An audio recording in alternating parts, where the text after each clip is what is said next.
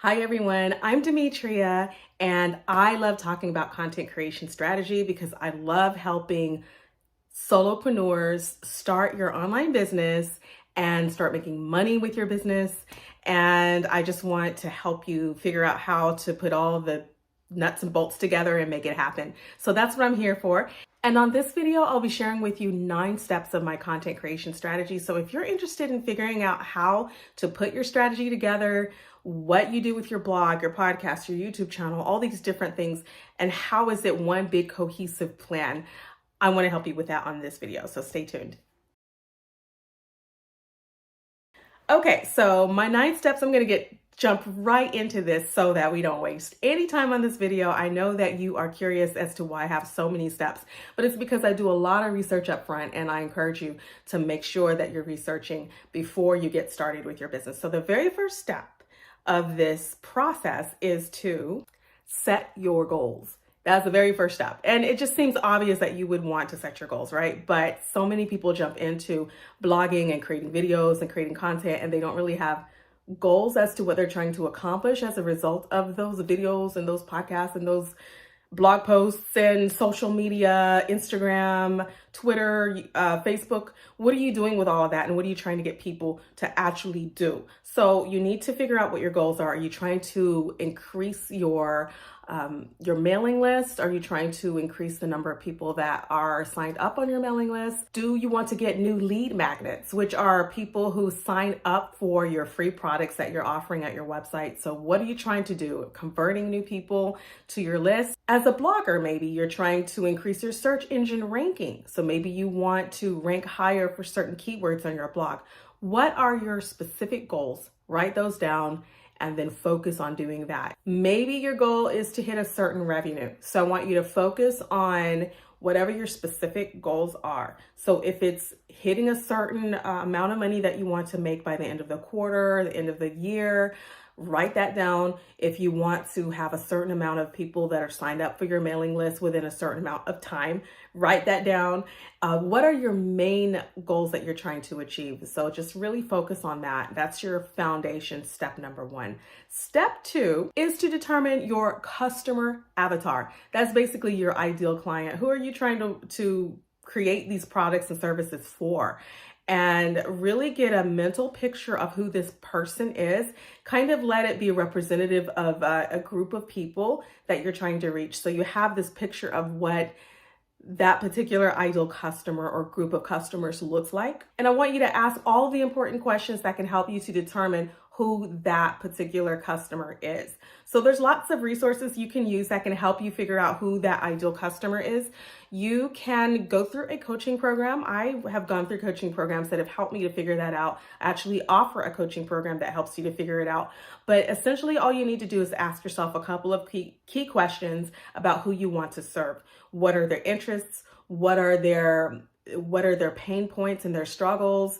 You can ask some questions about their demographics, perhaps their income bracket, their age bracket, and a lot of their interests, things that they would be interested in watching or reading. Kind of really get to discover who this ideal customer is and how you can reach them even better because you know them better. So I suggest going to Facebook groups and finding out where your ideal customer is hanging out and see what questions they're asking and what you can find out about them. Go to askthepublic.com and see what kind of questions are being asked already about the topic that you have in mind. And that can help you figure out what perhaps your ideal customer is asking. So go to Pinterest, see what people are pinning about, but go to forums and see what people are actually talking about. Facebook is a really great way, especially Facebook groups, to see what specific questions your ideal customer is asking. So do find that out. And then number 3, you'll want to do some research. You're going to want to find out how you stand out against the crowd. So you're going to have a few keywords that you want to use for your business online. So you're using these particular keywords for your blog posts, for your YouTube channel, for your podcast.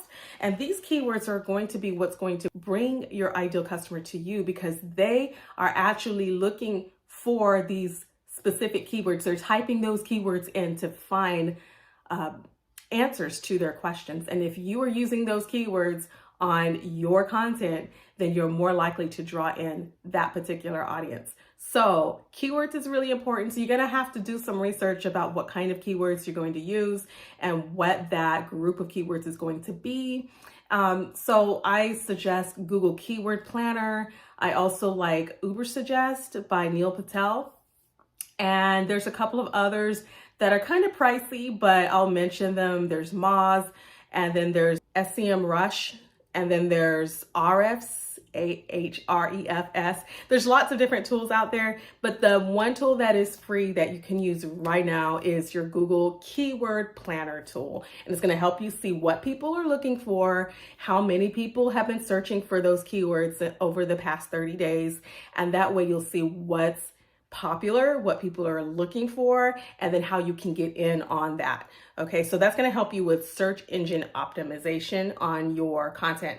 But that's also going to help you figure out what kind of products and services you're offering that's useful and what people are looking for right now. Number 4, you're going to ask yourself about content types. What types of content do you want to create? Do you want to mainly focus on blogging and nothing else? You can do that. Just blog. If that's what your cup of tea is and you love writing, you love blogging, and that's what you want to focus on, by all means, focus on the one thing that you're good at that you feel like is going to really just be your thing that you can get into. But I do recommend as well that if you have the capacity to sort of cross-pollinate and have more than one content outlet, that you add maybe one more thing, one more layer to it. So if you enjoy podcasting, then I suggest you add your podcast with your blog, combine those two, and that's kind of your engine or your tool for marketing your services. So you'll have to figure out what works for you. Do you like getting on a microphone and talking? Then maybe podcasting is for you. Do you like getting on camera? Is it easier for you to just, open your iPhone and just start talking? Then maybe vlogging is for you. Maybe you enjoy getting on video. Maybe that's what you'll be doing. And then you can always, of course, join that with your blog. So anything you're doing content-wise outside of your blog. So let's say the podcast or the YouTube channel, or maybe you run a Facebook group.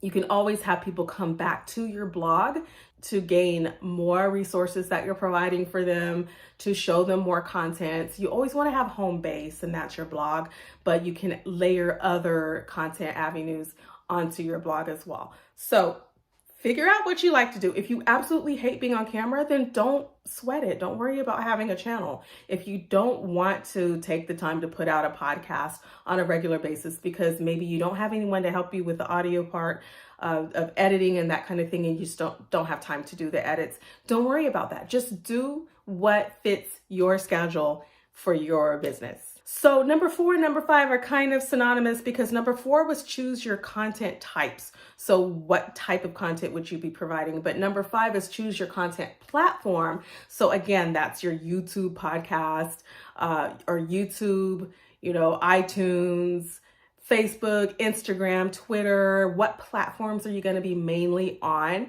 And then you're going to work it. You're going to get on those platforms, and you're really going to work that content on those platforms on a regular basis. So for me, you guys know that I show up on YouTube quite often. So this is where I am, regardless of how many people actually look at my videos, or whether the numbers go up or down or fluctuate.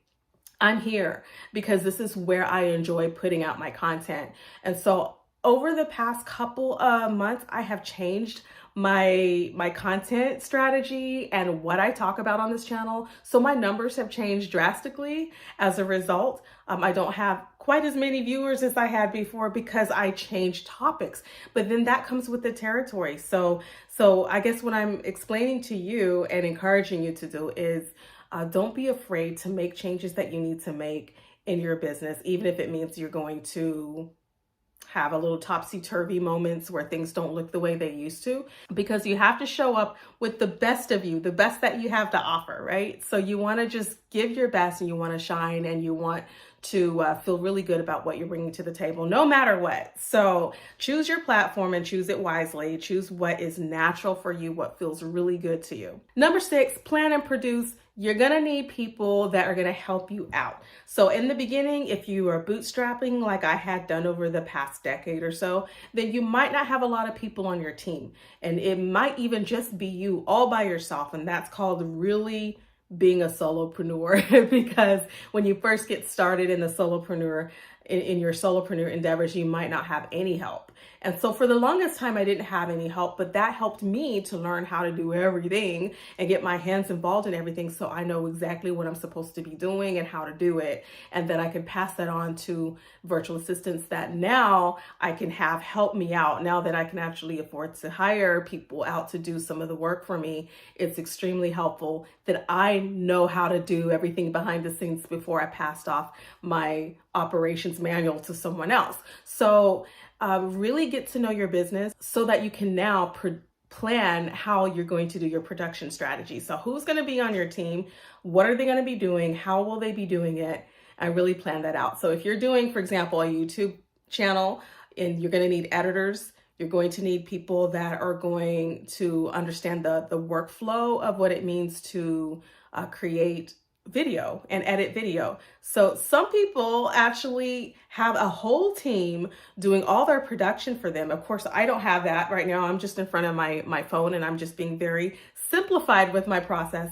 But at the end of this, I could have someone come along and help me edit my videos, although I do edit my own videos just because I enjoy that part of it. There's just figure out who's going to be on your team for your podcast, your videos, your blog. Will you have an editor come through and look at your blog posts before they're released? Will you have someone that's going to edit your audios? Will you have someone that's going to be your social media manager, to manage your Instagram account, to manage your Pinterest account? So figure out if you're going to have virtual assistants on hand for you and what they will need to be doing to help you out in your processes. The seventh step is to develop an editorial calendar. Make sure you know what's going out and when. So how often will you be blogging? How often will you be podcasting? How often will you be putting out a video on YouTube? How often do you post on Instagram? How often do you tweet? How often do you run your Pinterest scheduler, to get your pins out for your blog posts and such? Or will you even be using some of these things or not? So that's why it was important in earlier steps to decide what platforms you're going to use and how you'll do your content strategy, so that now at this step, you should have a plan as to how often you're going to be doing these things and who's going to be doing them for you. That's part of the production strategy. Who will be doing these tasks for you? Because there are a lot of tasks. So just make sure you have all that together. Number 8. Now it's time to market your content, get the word out.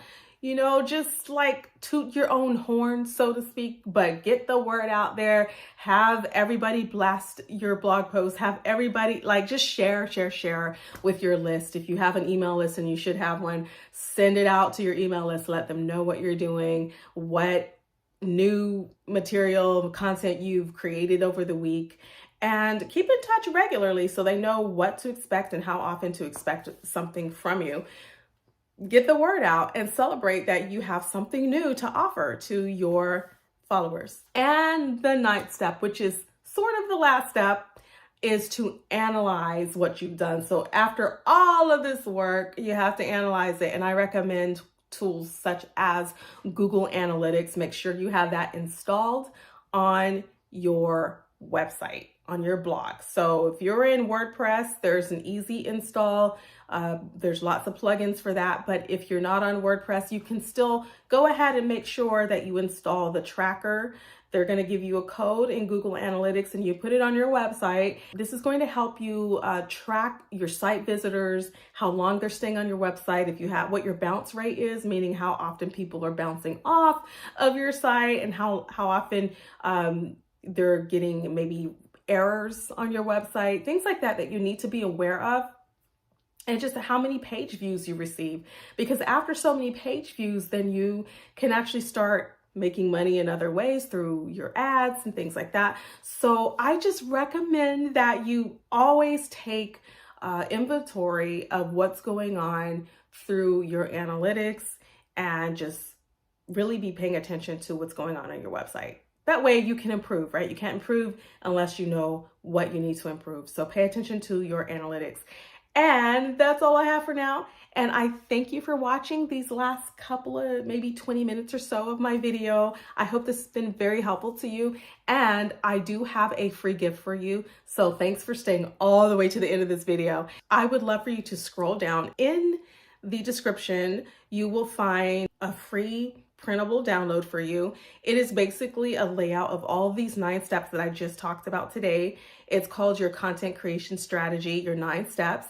And it's a printable that you can print it out, put it on your wall, and then it will show you step by step what to do in each step of your content creation. So you'll always have it in front of you, and that way you'll kind of be able to solidify your mind as far as what is your next step in creating your content. Okay, so I have that for you. Link is down below. Check that out, and I'll see you guys next time. Bye. Thanks for watching.